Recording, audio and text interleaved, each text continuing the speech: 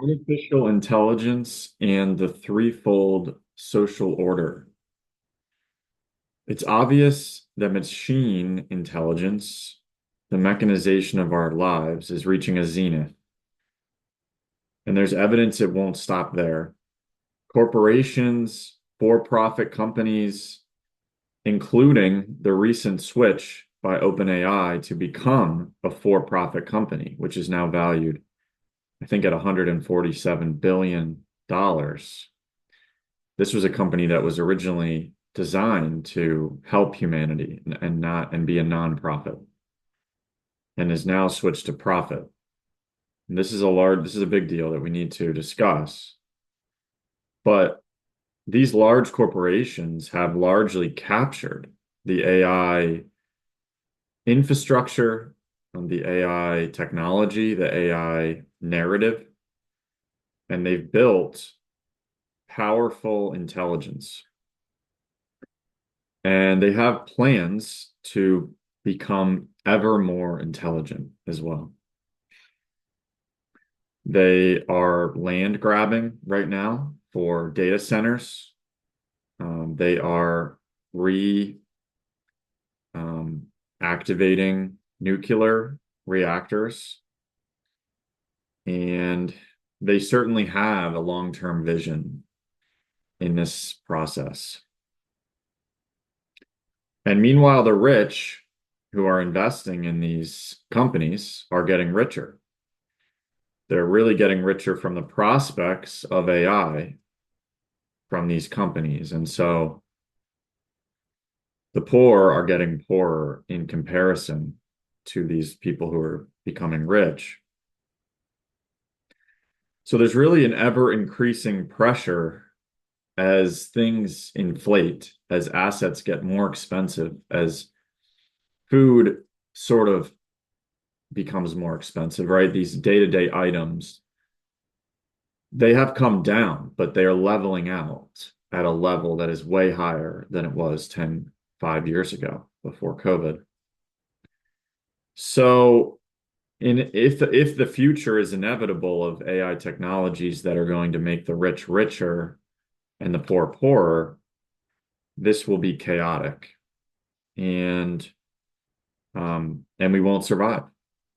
We won't survive that, at least in the current iteration of how things are going. But to bring it to a positive, we have the potential. We have the positive potential of becoming. We have the AI potentially taking over our busy work, right? Our 9 to 5 work, and maybe freeing people up to expand their social and cultural life, flourish creatively, finding time to study and speak on the mysteries of existence, working to help others through arts, science, agriculture, psychology. Is this finally the opportunity to bring in new ideas and to infuse them into the modern day of politics, economics, and social life? It seems that there's more and more discussions that are happening regarding what AI will do for us, how much the world will change. Even there are now concerns regarding the meaning of life. What is consciousness? Is the AI conscious?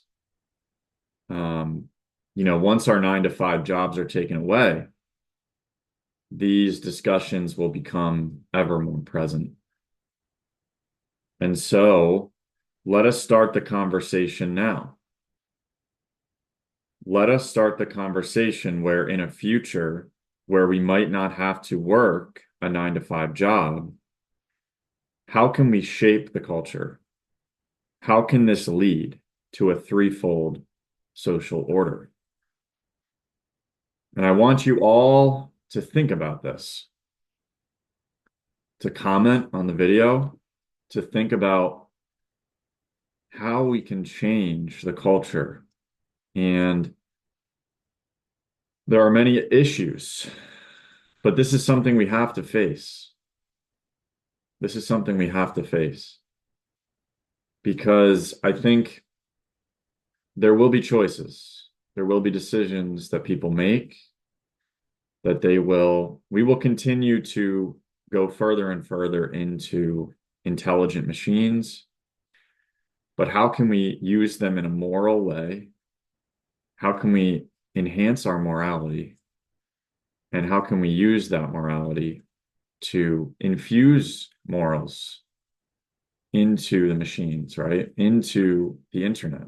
Sort of like if we're trying to do good things on a YouTube channel to try to help people, which is what I'm trying to do. Are we infusing good life and light into this system? I mean, for me, I wouldn't have come to anthroposophy if it wasn't for um, if it wasn't for YouTube, right? And I think a lot of people feel that way. So why is it that something that we would consider um, spiritually bankrupt or spiritually um, devoid, then how would that end up coming to fruition in such a light, in such a blessing as having people online talking about these things? People having conversations can change the world. Um, People talking online can change the world. And I think that as we get further away from each other socially and physically, maybe this helps us to connect on a deeper level. Maybe this is something we need to be thankful for and thankful to all the spiritual beings, even the so-called the good or the bad ones, all of them, because they all make it possible for us to do this. But ultimately, I think that there's a strong enthusiasm and intoxication in a way towards these technologies. And I think that I don't I don't think this is the right path to address these things. I think that this enthusiasm and this impulsive nature that people have to sort of suggest that these things are inevitable. You must use these things. You must, because you'll fall behind, right? Everyone is saying you must use the AI. You must use the AI. You'll fall behind. You'll fall out of favor. You'll lose all your job. You know, you need to learn how to prompt the machines. You need to learn how to use the machines to help you. Um, I don't think that in this way, that AI is necessarily the answer. I think that we actually need to reach deeper down into our own selves, higher into our own selves. We need to reach higher, and we need to bring that higher knowledge down into the real world. And we can't be impulsive and get sucked down into the machines, and we also can't be Luddites, right, on the other side. And we have to bring the positivity and that knowledge into the real world as well. Um, so a lot of the movement today as well is related to health, wealth, and longevity. Um, I don't think this is appropriate either. Um, I think that the soul of people is not satisfied, right? The soul is unsatisfied with this materialism that we're living in. I think people are reaching out, they're striving as far as they can. Um, but I think people are unsatisfied ultimately with these technologies. Um, and I think people need to find the spirit. And as the materialism increases, we need to find the spirit to offset for souls that are searching for truth. I think that that's ultimately the connecting point that we need to make is that we have people in the AI community, people in the scientific community who are searching for the truth. And a lot of them have now come up to a point where they're searching for consciousness. A lot of people are doing psychedelic trips. They're desperately reaching out for the spirit, for the spiritual consciousness that we all know in our heart of hearts is there. Even the materialists now um, seem to talk about consciousness. They acknowledge it. They may have a perverted view of it, but ultimately, it's the fact that they are searching for truth that connects to what we are searching for as spiritual people, as spiritual scientists. We're searching for truth just like they are. Um, so we need to develop conversations out of this search for the truth. And once we can do that, we can create a culture that is trying to find the truth. Just like a lot of people online.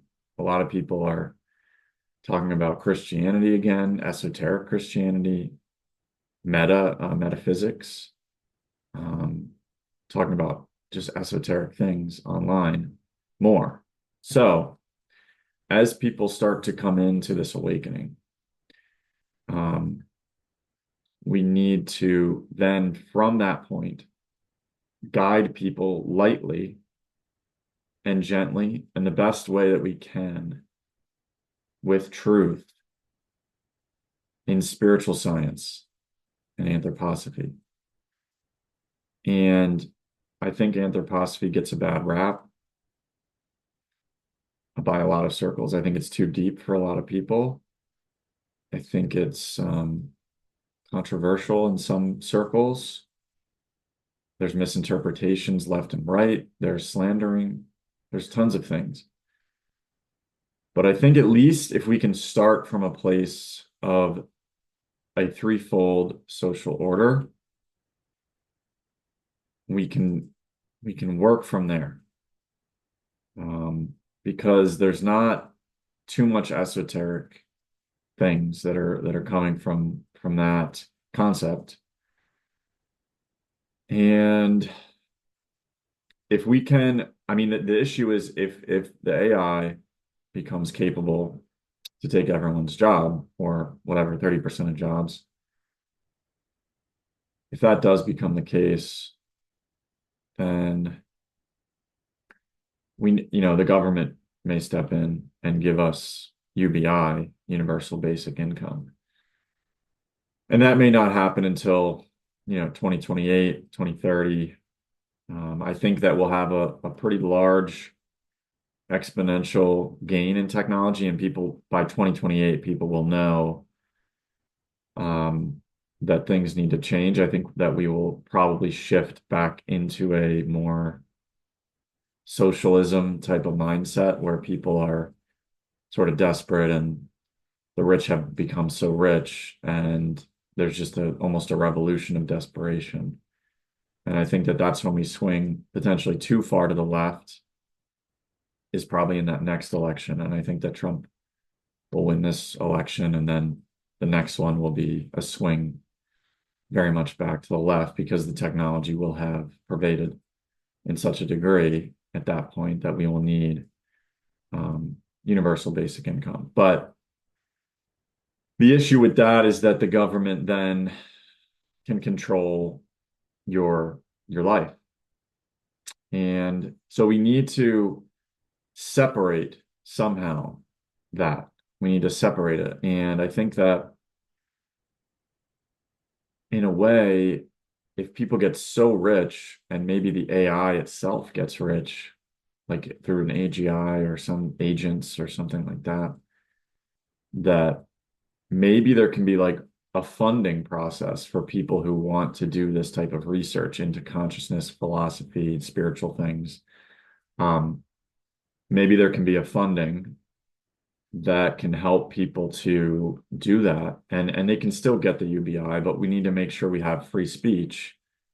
Um, and we need to make sure that we have a social place that we can go and communicate with each other. And people who want to work on the land should get funding for that. It shouldn't just be a straight UBI, right? I mean, it should be like a trust or a grant, or not even a grant, but some kind of funding mechanism that people can put money into.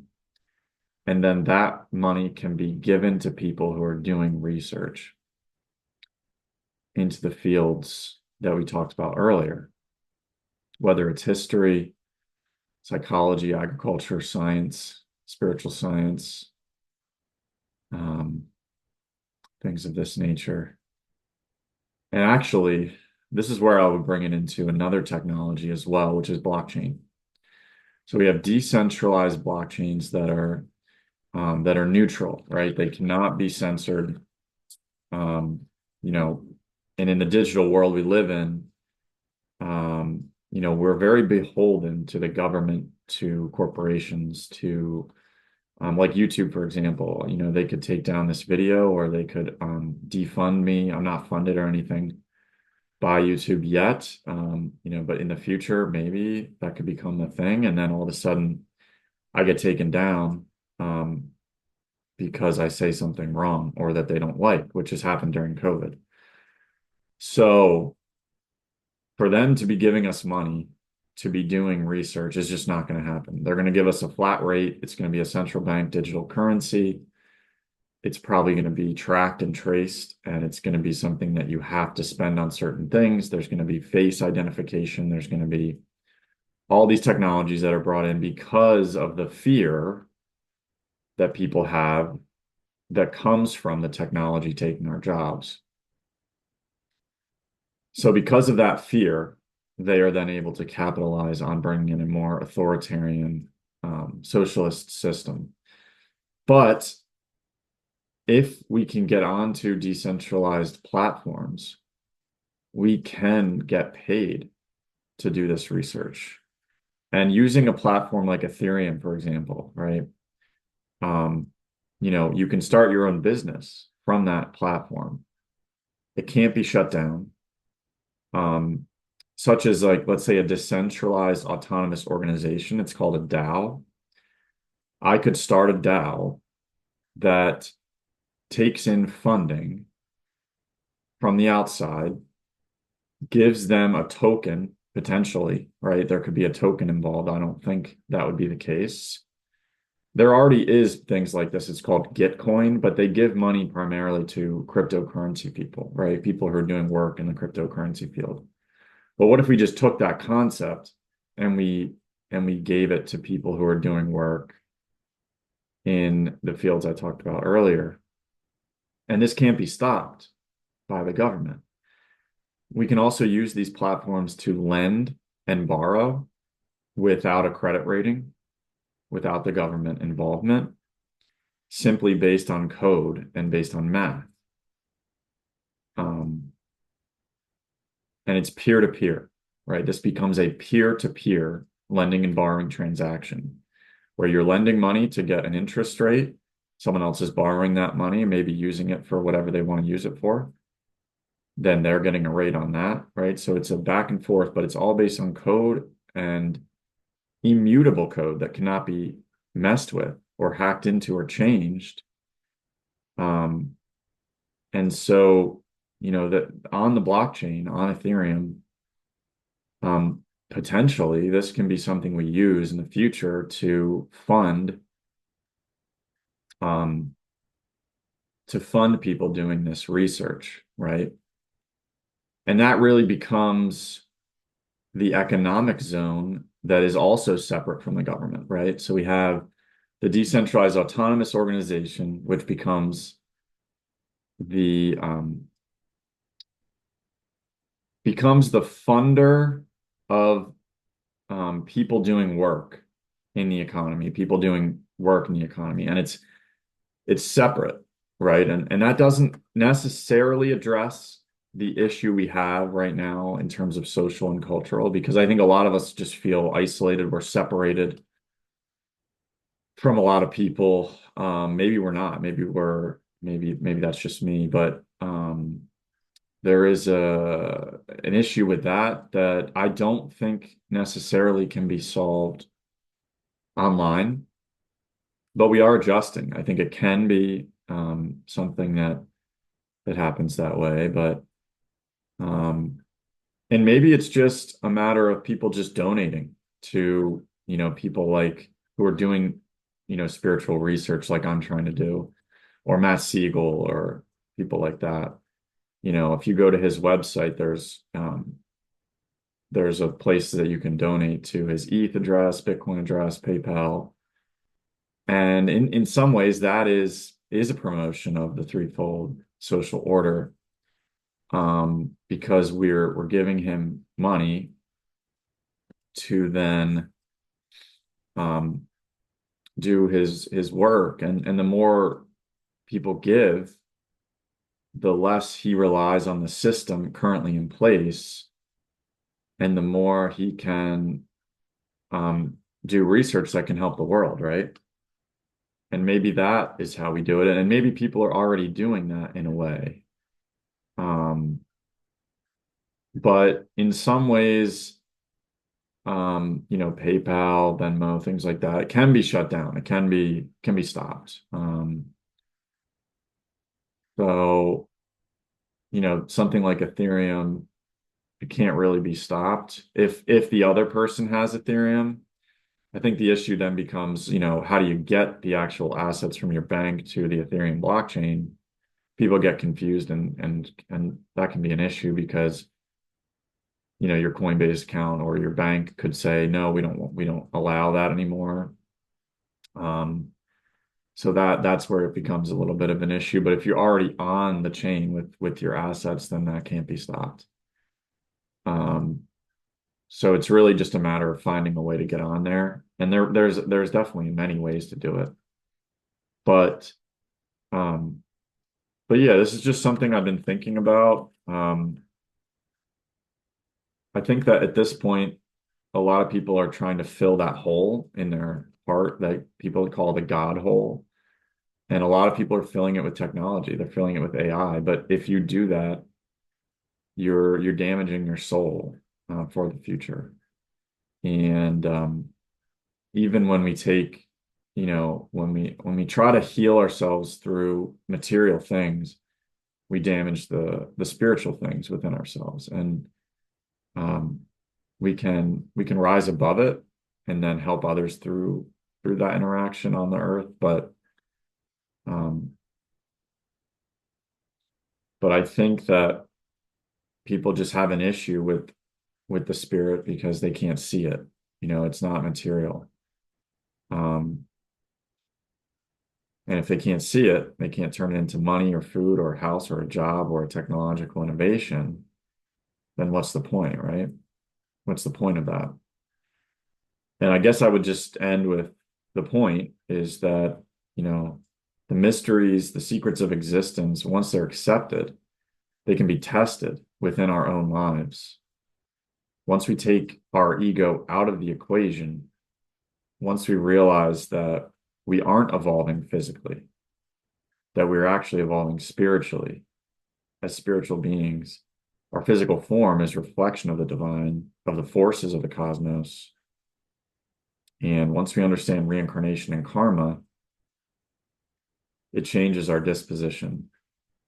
And we're no longer beholden to the impulses to fix our own problems, but we shift to a spiritual viewpoint, an objective viewpoint of ourselves, and we educate ourselves.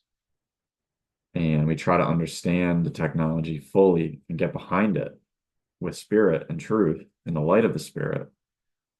Once we do that, we can have morality in our use of technology, not for profit, but for the good of the world. Thank you.